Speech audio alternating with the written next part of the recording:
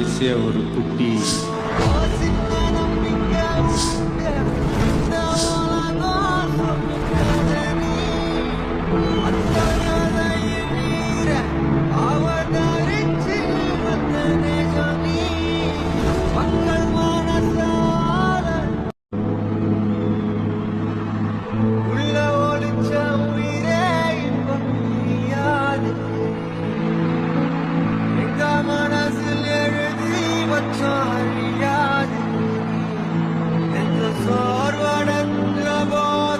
ஒரு தோணையா வந்த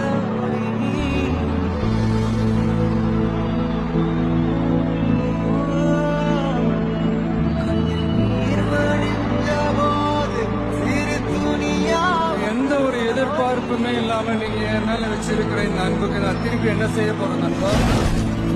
கடைசியா ஒரு குட்டி